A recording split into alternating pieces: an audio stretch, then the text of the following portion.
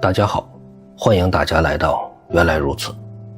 目前我采用双频道交替更新的形式，主频道原来如此为主题分享，副频道同在为研经解清，这样可以给不同需求的朋友提供不同的选择。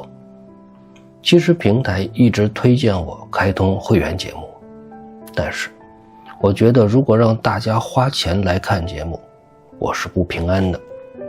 所以我的频道不会售卖商品，也不会开通会员。如果您有闲暇的时间，可以尝试看几条广告。如果您没有时间，那么直接跳过广告也没关系。能为您提供一些帮助，是我创立这个频道的初衷。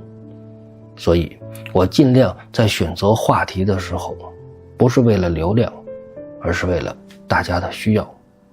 因为我也曾被一些问题所困扰，当我解开的时候，想到的第一件事情就是马上分享给大家。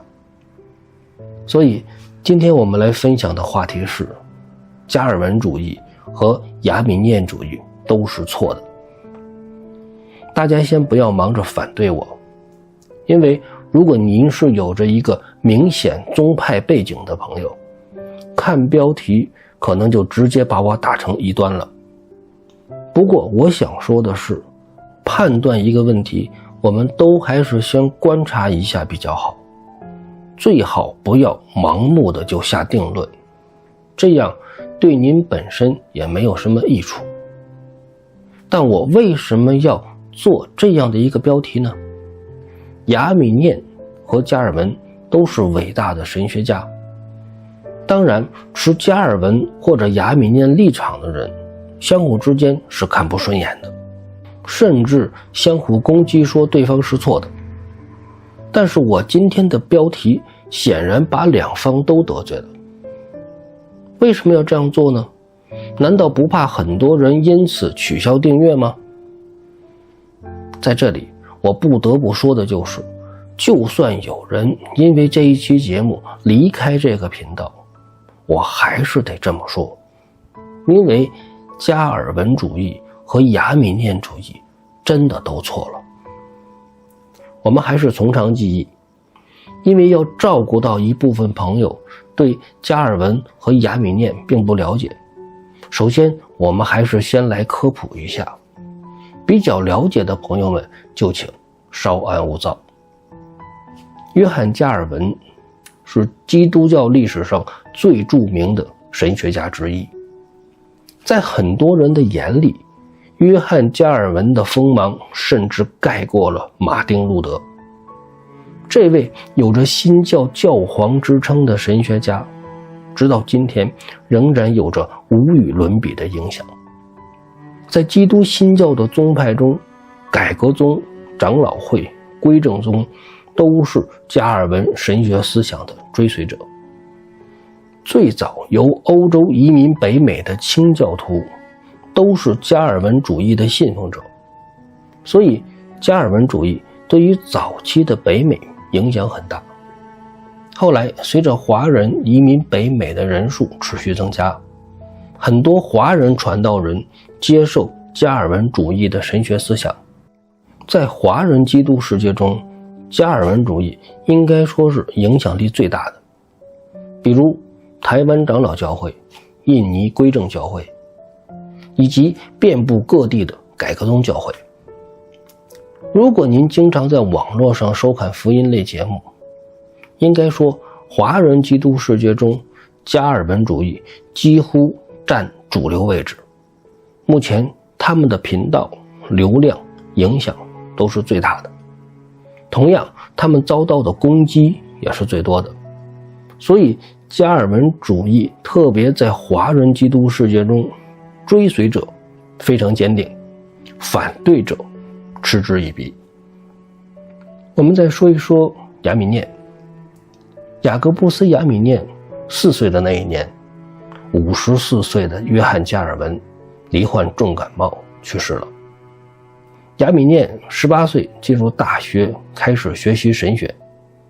虽然这个时候亚米念的神学老师多数都是加尔文的追随者，但也有个别神学教授对加尔文的神学观提出了质疑。亚米念22岁来到瑞士继续深造，并在24岁的时候被神学院授予神学博士学位。但亚米念以自己太年轻为由，拒绝了这一殊荣。后来，亚米念成为了牧师和神学院教授，并且提出了一系列神学观点。这些神学观点也被认为与加尔文形成了对立。几十年以后，亚米念的神学观点影响了另一位伟大的神学家约翰·卫斯理。由约翰·卫斯理创立的卫理公会带动了英国福音派的大复兴，并且约翰·卫斯理的神学思想也间接地影响了后来席卷全球的灵恩运动，以至于当今主流基督教世界中，加尔文主义和亚米念主义形成了基督徒2选1的选择题。你的教会要么持加尔文主义思想，要么持亚米念主义思想，或者持反对加尔文主义思想。总之，今天我们看到的是一个分裂的基督教，而不是一个合一的基督教。所以从这一点上来看，不管你是持加尔文主义思想还是持亚米念主义思想，我觉得都是不合适的。这种高举个人神学思想的行为本身就不符合圣经的教导。哥林多前书1章12到13节，我的意思就是，你们个人说，我是属保罗的，我是属亚波罗的，我是属基法的，我是属基督的。基督是分开的吗？保罗为你们钉了十字架吗？你们是奉保罗的名受了洗吗？哥林多前书第3章第3到第4节，你们仍是属肉体的，因为在你们中间有嫉妒纷争，这岂不是属肉体，照着世人的样子行吗？有说我是属保罗的，有说我是属亚波罗的，这岂不是你们和世人一样吗？今天你是属加尔文还是属亚米念呢？还是属马丁路德、约翰卫斯理呢？这个宗那个会的，难道这不是纷争吗？以赛亚书55章第9节，天怎样高过地，照样我的道路高过你们的道路，我的意念高过你们的意念。信加尔文等于信耶稣吗？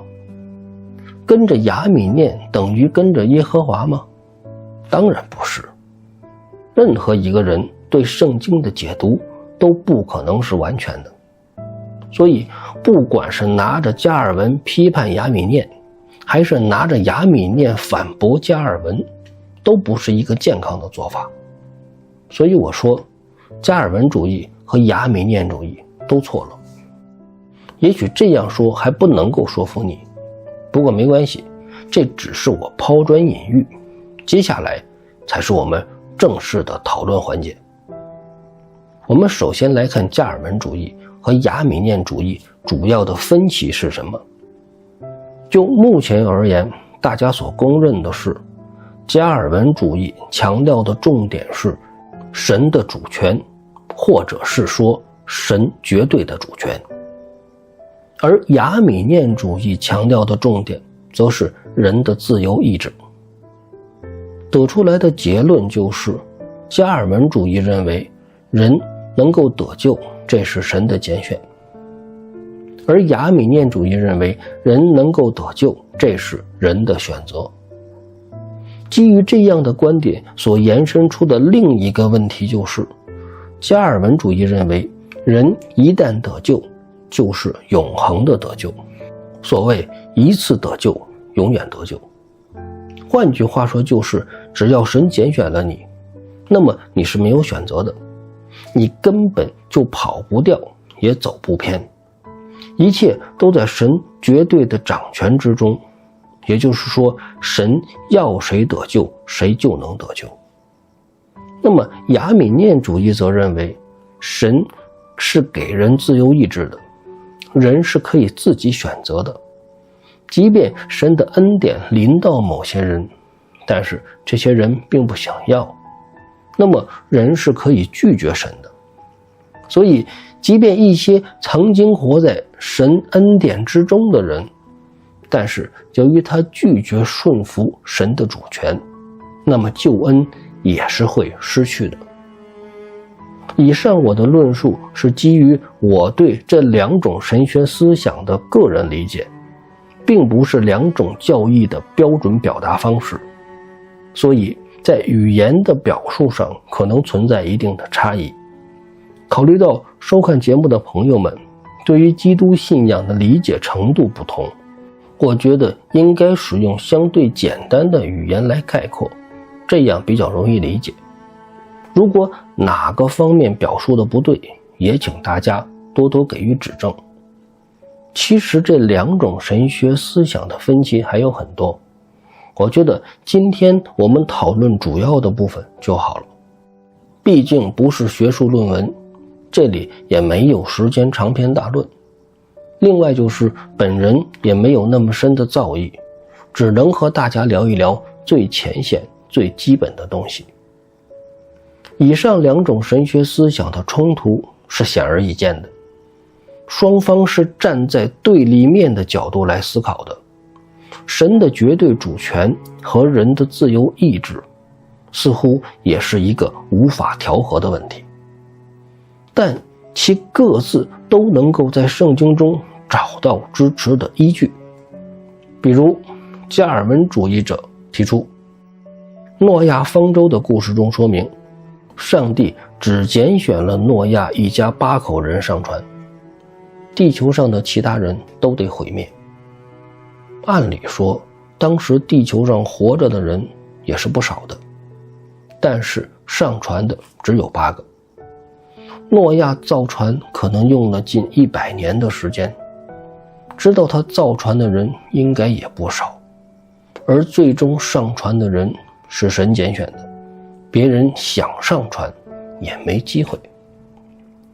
罗马书第9章15节中，神说，我要怜悯谁就怜悯谁，我要恩待谁就恩待谁。罗马书第9章18节中，神说，神要怜悯谁就怜悯谁，要叫谁刚硬就叫谁刚硬。由此看来，神的绝对主权似乎与人的自由意志没关系，因为人想怎么样是人的事情，这个世界是神说了算的，神想做什么就可以做什么。因此加尔文主义者说亚米念主义是错的。不过我们再看另一段经文，彼得后书第2章5节，神也没有宽容上古的时代，曾叫洪水临到那不敬虔的时代，却保护了传义道的诺亚一家8口。诺亚在地上仅仅是一个木匠，天天造船吗？当然没有。诺亚是神的仆人，而且还是一位牧师。因为经上写着诺亚是传义道的，那你说这跟神的主权又有什么关系呢？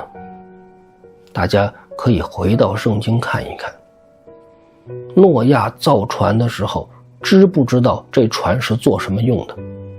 当然知道，因为神亲自对他说这个世界要毁灭。